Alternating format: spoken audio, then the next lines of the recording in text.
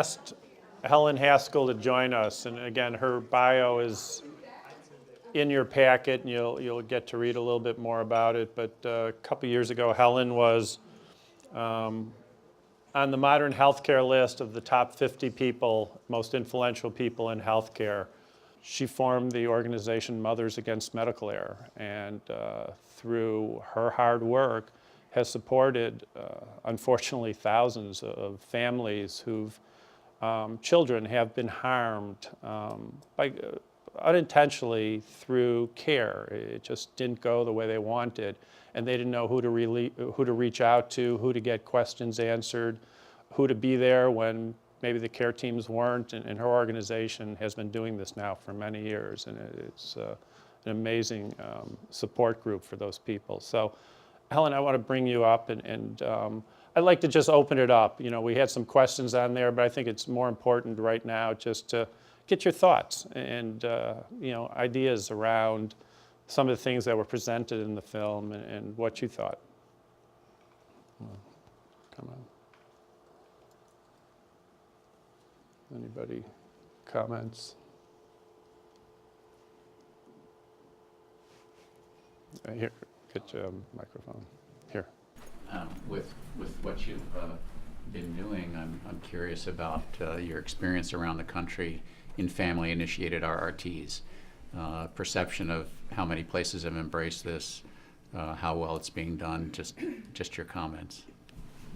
You know, I don't really know. That's an interesting question because it's been one of the drums that I have beaten since the beginning when they first announced, you know, the Save 100,000 Lives campaign at IHI.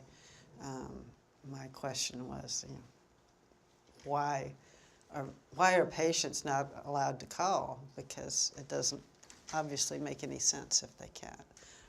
It's not a true emergency call system. And I've been sort of pushing for that, and you know, up through 2008, even 2009, when the Joint Commission had a patient safety goal that looked as though it was going to require patient-activated rapid response. People were really doing it a lot. And it's sort of fallen by the wayside. I mean, this is one of the things that I'm hoping we can do at MedStar. But when I went back online looking for information about patient activation, I discovered everyone had taken it down because it's sort of an old campaign now. But at the same time, year before last, I was at a rapid response symposium, and I got up to beat my drum, and I asked people in the audience, how many of you have patient-activated rapid response in your hospitals? And almost everyone in the audience raised their hand. So I'm not really sure where we stand with it now, but I think it is essential. It cannot be an emergency system without patient activation. It's a sham system, really, if you don't have that.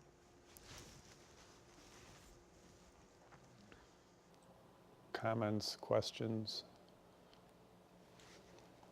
Helen, you were in limbo then for about 3 weeks. What did you do? Did you reach out to family, friends, neighbors for advice or counsel? Because it sounds like you were sent some literature about dealing with the loss of a child, but not any root cause participation. So that's it.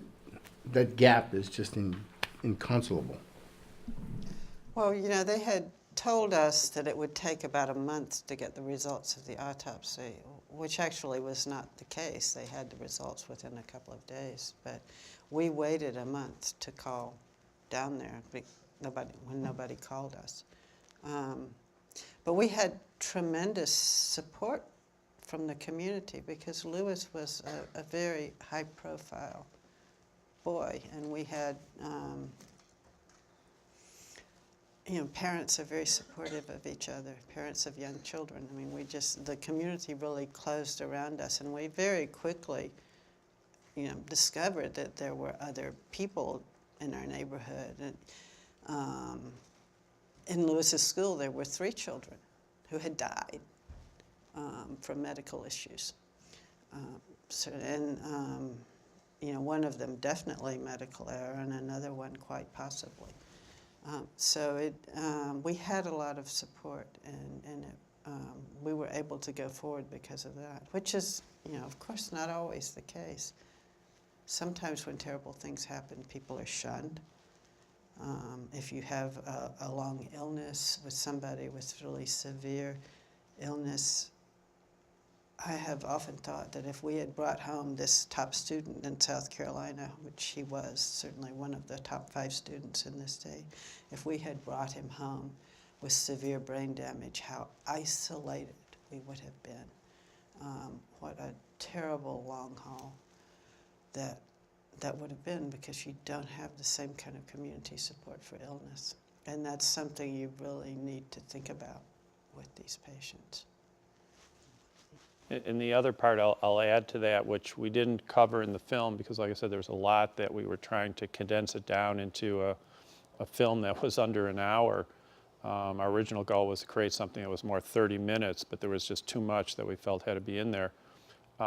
They came up with the diagnosis at the end for the cause of death as idiopathic hyperkalemia. And they came up with that diagnosis because you had a boy who had blood in his belly, the blood was being broken down, releasing potassium. Remember the last blood draw, they were squeezing the arm so they get a potassium back in the afternoon from the lab that had a value in the high 6s, low 7s, I can't remember exactly. And that was what they wrapped their whole diagnosis around. And so when they called the physician, the surgeon, who was operating in another hospital that day, like Helen said, he had operated on Thursday, seen Lewis Friday, a different surgeon saw him Saturday morning, no attending saw him Sunday, and no attending had seen him Monday morning because it was just the residents and interns who were passing on the information to the attendings who were in the operating room that morning.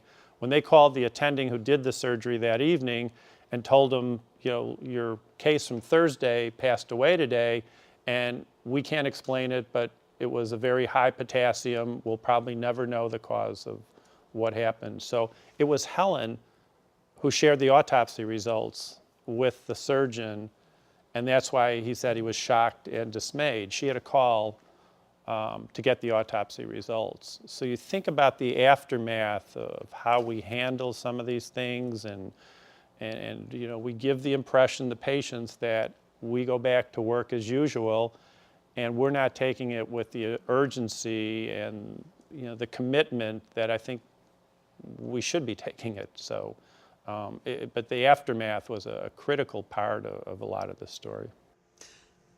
I could add to that a little bit too. And the high potassium, they had done a metabolic panel when the resident came in the night before.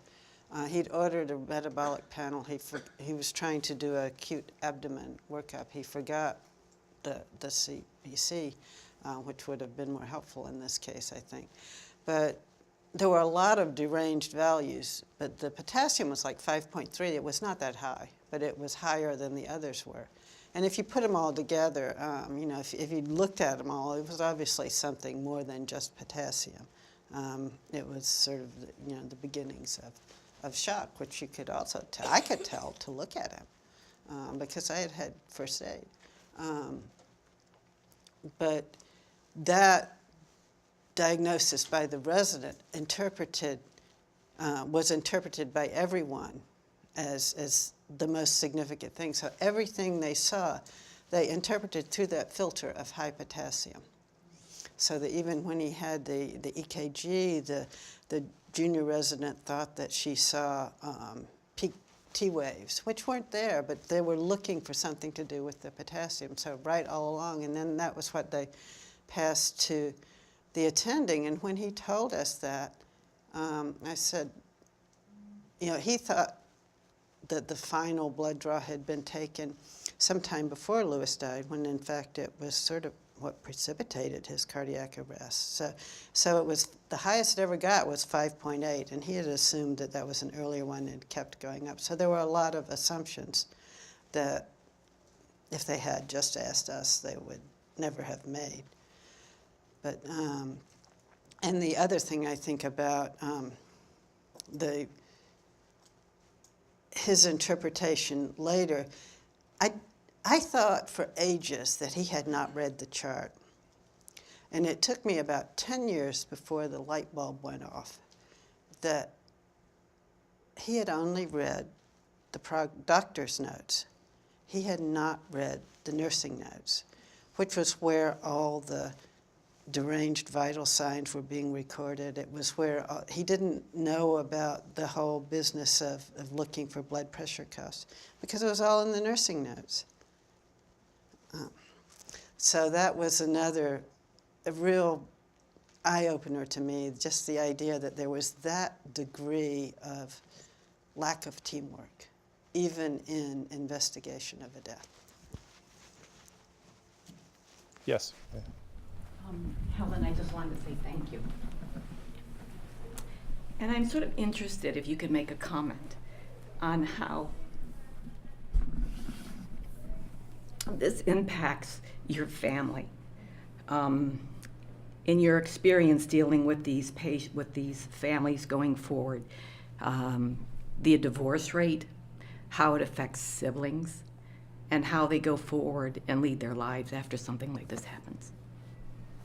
Thank you for that question. I mean, that really is the ultimate issue. It's the real issue. And, how does it affect us? First of all, it affects Louis. I mean, this was a child, who was full of hope for the future. He will never do anything that he wanted to do. He will never have a life. And when you kill a child, and I'm sorry to use that word, but when a child dies, and especially when a child dies needlessly, any young person, it affects the world. All the potential that is lost when something like this happens is just unspeakable. When people say to us, "We're sorry for your loss," it's their loss too. It's not just our loss. It's everybody's loss. And that's a huge issue, I think, that we really have to realize, have to come to grips with this, that this is affecting society as a whole when we have medical errors, deaths, and disability. But in terms of our family, I mean, it is just devastating. And the effect on our daughter, who was 10, who was in the room when Louis died, who was then taken by a nurse, a child health specialist, whatever they were, to this wonderful activity center that they had. And later Eliza broke down and said, "I was playing basketball while my brother died." For her, that's something that haunts her. I mean, it is hard to, they were very quick to pull her out of the mix, which was probably a good thing, but it also had repercussions. And she lost her parents. She lost her brother, she lost her parents on the same day. We have never been able to be the parents to her that we would have been, that we should have been. And that is another, great burden of guilt that we carry.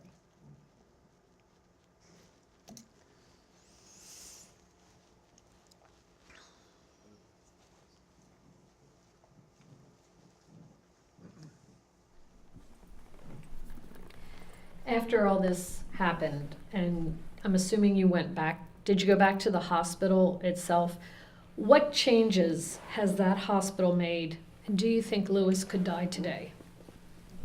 It's hard for me to know exactly what changes they have made in that hospital. They did precipitate a lot of patient safety measures, and it didn't have really entirely to do with Louis. They brought us into it because we were there, but it had to do with other issues. There had been a Medicare fraud case, and so they started at that hospital a Center for Clinical Effectiveness, and they expanded it to the statewide. And the professor of clinical effectiveness and patient safety is the Lewis Blackman Chair, which is a state endowed position. And they run a series of simulation centers around the state. I think that this hospital is very focused on patient safety. I have been pleased to see, for example, that their infection rates are among the best in the state. They've worked on a lot of things now, and they helped us with our legislation. But overall, I've not been in that hospital. It's not the same town that we live in. I really am not sure, from the patient's point of view, what is going on in the hospital. Over the years, I've had a lot of calls from that hospital, but I haven't recently. That may or may not be significant. It's hard to know, is what I'm saying. And I think with any changes in medicine, and especially in hospitals, it's hard to maintain them because the people change. The institutional memory is very short, I find.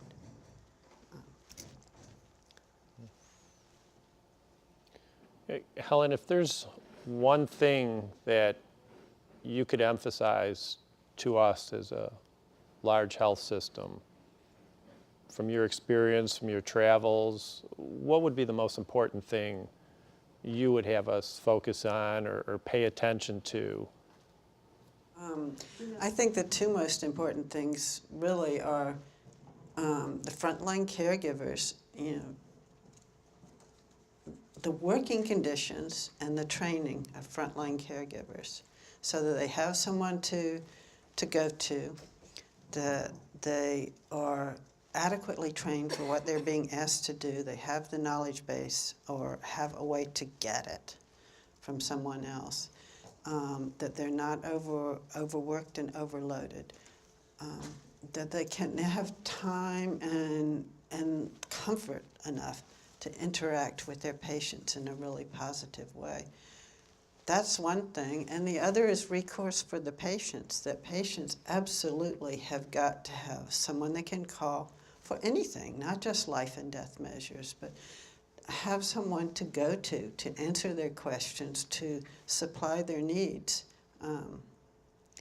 I think, one of the things, to go back to the frontline caregivers, was a lot of emphasis on engagement of leadership, a lot of emphasis on engagement of patients.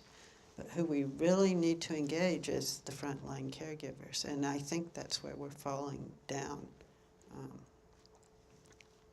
And I don't know, that's something that you really have to ask the frontline caregivers about to find out exactly what's going on. And maybe you all have, but those are my issues.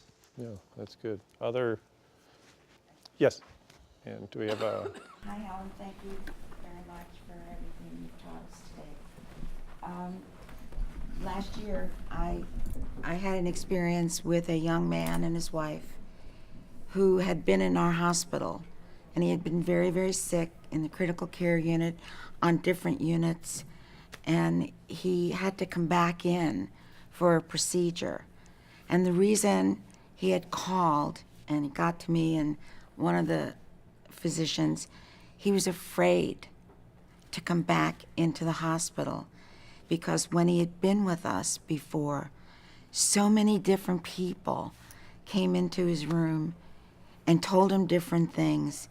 He didn't understand. He didn't know what was going on. And he had to have another surgical procedure, and he was so very, very frightened about coming in, back into the hospital. The lack of coordination is one of the things that patients notice most. People are so taken aback by this. They're so taken by surprise because it doesn't really happen to that extent in other walks of life. It's something that's almost unique to healthcare, the degree to which it happens in healthcare. And of course, the stakes are higher than in most other walks of life as well. So people don't know how to react to it. They don't know how to respond. they are really frightened by it. I remember one case, this was one that I read about, but there was a young man who was having a bone marrow transplant, and he called, before the transplant, he called up his mother and said, "Mom, come get me. They don't know what they're doing. They're going to kill me." And his mother persuaded him to stay, and you can guess the outcome. Once he had the bone marrow transplant, he did die from medical error. So his fears were not unjustified. And I think until you get this chaos, really, this lack of coordination under control, that you can't do your job properly. I thought Vicki has something. Thank you. But I have a question, not just for Mrs. Haskell, but for everybody in the room. So I'm not a clinician. I'm a human factors engineer. And so when I look at problems, I listen to this story. The thing that jumped out at me as terrible as the confirmation bias was in my field, I know that that's a very common thing that human beings do. We all do it every single day, and that's not going to go away. It is good to be mindful of these things and to recognize that that's something that we do. So when I'm looking at these problems, I'm looking for something that is systemic, but is not something that is just ingrained in the way human beings process information. And so what I saw is that we have a drug that has a known side effect that had been documented for 4 years, yet the people in the room didn't recognize that. One of the things that I see continually since I started practicing human factors engineering in healthcare is that healthcare seems to be a little dysfunctional when it comes to sharing lessons and information, and that there's not I just don't see this great communication of, okay, we've got a drug, it has a known problem. How is everybody getting that information? And just this morning, I was sharing a story about an event review that I did with bed alarms. I spoke to somebody from Franklin who already knew about the problem. They had taken care of it at their hospital. It hasn't been taken care of at this other hospital. I said, can we please talk afterwards so I can get that information back to the hospital that I was working with when I went in to do the event review for this particular bed alarm device. I don't know what the answer is, but to me, sharing that information and having a better based infrastructure for sharing that, because to have a drug cause a problem that had been documented for 4 years and not have a reaction to that, to me, is something that is very, very controllable. But I don't know how we're all going to get there because I don't see that infrastructure for communication yet. I'll let you talk about that. I know that's a passion of yours. Well, I would say that the problem about communication of drug side effects is way above the hospital level. It's in how we get information from the FDA, from the manufacturer. It's in the way drug labels are written, and in the way pharmacology is taught. I think that people are taught the benefits of drugs far more than the risk, and as long as you do that, I see over and over again cases in which doctors just ignore the side effects of drugs or just in denial. They don't want to believe that a drug they have prescribed is causing this side effect.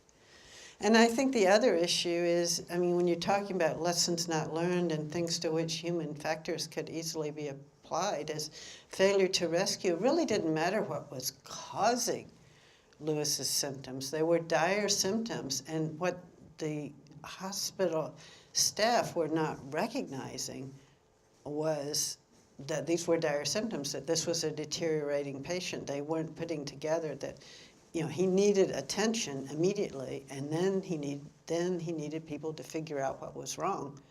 Because if not, it's a long way to get from a pain in the belly back to the drug. But you've got a pain in the belly and a lot of alarming symptoms. You've got someone with a condition that you can diagnose and treat and investigate, and that's what was not done. And that's where technology comes in, and training. If you want to train people, you train them to recognize the signs of shock and sepsis. I say this over and over again, but train them to recognize the signs of shock and sepsis in deteriorating patient, of common hospital-acquired conditions that need immediate action. And I think the human factors issue then is how you do you do that? There was another hand back there. Oh, yep. Helen, thank you so much for sharing your story and your journey with us. It can only help us to learn. My question is two parts because I don't want to assume what happened to you after this. I can only imagine as a mother of three myself. My question is two parts. As a result of your experience, did you lose faith in the healthcare system? And the second part of that is, if you did, what have people like us, care providers like us, done to help you regain that trust in the healthcare system, if anything? We are very cautious about healthcare, and we were pretty cautious before. At least we thought we were. I really didn't know how to interpret, numbers versus marketing. So I would hear the IOM report, and on the other hand, I would heard these glowing reports about this Pectus procedure. How do you square those two things? You really can't. It takes a lot of digging, which most people are not going to do. So that's one issue. But people, because of all the marketing, people just don't know how to deal with the bad news that they hear, and so they put it aside and say, well, that doesn't apply to me and my doctors and my hospitals. In terms of how we have, we're very concerned about overuse and overtreatment and over-dispensing of drugs. We're very, very cautious. I mean, I think in general, it takes a pretty dire situation to get us into the hospital. So we may be overcautious, but the real rise of overtreatment, I think, has happened since Lewis's event, since Lewis died. I mean, that was an early incident, I think, of the sort of marketing and overuse of elective surgery. But a lot of what's gone on since has given us even more reason for pause. But hopefully some of the issues, some of the, provisions of the Health Care Act and some of the way things are going will address some of the overtreatment issue. Other question, comment? You want to share a little bit about the research side and what Paul's been blogging about? Okay. Well, this is a whole other aspect of Lewis's case, which was that, we knew when we first went down there, we had a pretty long conversation with the surgeon. And I mean, we'd read this in an article in the newspaper. And so when we went down and talked to the doctor, he said, they wanted to be a real center for this procedure, and that they were doing a study. They were going to compare it to the older procedure, and they had also already done some research. And what I didn't realize was that research was in fact published. So there was a lot of literature saying that this procedure had a very high complication rate. And so I was waiting to see if this study would emerge, and it did. They presented it about 6 months after Lewis died at the Pediatric Surgery Association meeting, and then they published it, I think, a year after he died. And basically it was a records review of every Pectus patient, and they stopped 3 weeks before Lewis's death. They stopped the review. And the lead sentence in the results section was, "There have been no deaths." And we learned a lot. I mean, I had seen this because I was going through the Pectus literature very, very closely. And this was a fairly, it was a well-documented procedure because it was so new and everybody was studying it and publishing their results. But I would go through and I would make charts of the numbers, and I would find all these discrepancies in the articles, which I thought, and I would find, what I gradually found was that the abstracts and sometimes the conclusions and the text were not saying the same thing. So they would have numbers that really were not very good, but their conclusion would be, this is a safe and effective procedure that we recommend. So there was clearly some pressure to recommend it. And in terms of the article that left out Lewis, nothing ever came of that. I wrote a letter to the editor, and I did talk to one of the authors from the comparative hospital, but nobody from our hospital ever called me about that. Okay. Any others? All right. Thank you. Yes. It would appear that even after death, we're dealing with premature closure. And I guess the question I have for David is, with HRO, how are we going to have our various silos question and think out of the box? And the one guy asked the question, what is the worst thing this could be? Let's ask that question. The premature closure is arrogant, and unless we start asking those kind of questions, everything else is kind of moot. And it is, and as Vicki pointed out, this is, you see premature closure and everything.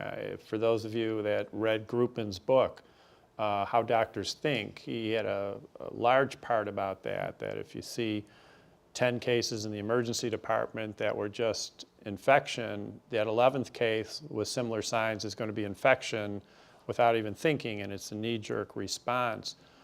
I think what's happened, and we've seen it a little bit in sepsis now with algorithms of, if 2 from column A or 2 from column B trigger, and I know St. Mary's has got Cerner's system, it automatically takes that premature closure model and triggers a sepsis alert and sepsis activation, and it takes it out of the caregiver's sort of choice. And in Lewis's case, when that heart rate went to 130 or 125 for 10 minutes and didn't go back down, it would have triggered a second team to come and look and respond and to say, I think something else is going on here versus what you're keeping doing. There's a great program that you're going to hear more about, because failure to rescue is something we've already started looking at as a system, and we're trying to really figure this out. There's a great program that was done in New South Wales, Australia, called Between the Flags. And it really took the failure to rescue pretty much down to, I think for about 9 or 10 months after they activated, they had literally no codes on the floor outside the ICUs because they had teams activated based on the numbers. It took the decision out for the nurse or the doctor or somebody else to call and get that second team there. And the gentleman who originated that program, his name's Cliff Hughes, and he's going to be visiting MedStar in August. And so we're going to start some of those conversations. But you've got to take some of that decision making away from people who aren't seeing it and bring in some others to see it differently. And I think technology will help us. I know Massimo's working on stuff. So you're going to see a lot of work, I think, and I'm hopeful in the next year or two. And I've kept Helen abreast of that because I know of her interest. But it's tough. These are human behaviors. These are things. And that's why, as Vicki says, you got to take the human element out. We'll continue to have those blinders on at times. We got to figure out how to correct those blinders. Before we break today for lunch and stuff, first I wanted to thank Helen again for being here and sharing this story with not only this group, but everybody that the film touches. and allows us to have these type of conversations. And thanks to Denise for, setting up the day of what we've got going moving forward. There was a positive that came, there were a number of positives, but one in particular I remember. Who's a Grey's Anatomy fan in here? Anybody a regular? Okay, a few people. So I'm not a big TV fan or Grey's Anatomy fan, but I'm home about 3 years ago, and it's a Thursday evening. It's the Thursday before Thanksgiving of 3 years ago. And it's about 8:45 at night, and I've got my laptop on my lap, and I'm sitting there working at a chair, and all of a sudden my pager and my text just start lighting up, and my phone starts ringing. I'm going, what? Well, it turns out Grey's Anatomy took Lewis's story and took the video and made an episode out of it. And those of you may remember, it was a 15-year-old boy who had the same surgery, brought into the operating room, did fine, but 2 days later develops an acute abdomen. And in that scenario, if you remembered, if you saw the episode, the residents did call out to the attending and did say something's wrong and you need to come in. And here comes this attending strolling up to the nurse's station in full tuxedo, having been at this $500 a plate dinner, and starts taking the resident's head off. Do you know I was just in the middle of the best dessert? I was waiting for, yeah, you're laughing. I was waiting for this dessert, and how dare you, don't we pay you for anything? The typical, belittlement that residents sometimes go through when they're just calling for guidance or calling for help. And then the attending storms out saying, this is just ileus, this is just opioids, someday you'll learn how to do this. In the episode, though, an hour later, that resident took the boy to the operating room with a couple other residents and found the issue and ended up doing the right thing and saving the boy in the episode, even though the attending the next day was still upset that they overruled him and did that. But when you think about the culture, and we talked a little bit about the power and the gradients, especially in an academic environment where Lewis was, and we've got academic centers, we have residents, that to me is a huge issue that we're going to have to overcome. The power gradients affect a lot, but as a resident, it is scary out there to have to do that. And somebody was telling a story at Telluride that was very interesting. That was one of their a fellow resident of theirs, who clearly had the highest test scores in internal medicine of every one of the other residents. Really, super knowledgeable, super intelligent, but just when she was on call, she called the attending a couple times a night who was on call just to run everything by at 1 o'clock and 3 o'clock in the evening when she had a concern and wanted to make sure everything was okay. That resident was put through remediation training by the attendings because they felt because she was calling, she didn't know as much as the others, even though she had the best test scores. And the other residents acknowledged that they didn't call because they were just afraid to call and kept their fingers crossed. That was the culture within that environment. So there's still a lot of work to do, especially in the academic environment. But I know when Helen heard about that story, I know it, at least you said it brought a smile to your face knowing that they had taken Lewis's story nationally. So good stuff. We'll stop here and we'll break for lunch and stuff. Both Helen and Denise are around, so feel free to engage and interact with them before they have to head back out again. But thank you all for coming, and hope this was worth the time and effort and valuable, and we'll see you in 3 months again for the next retreat. Thank you. Thank you.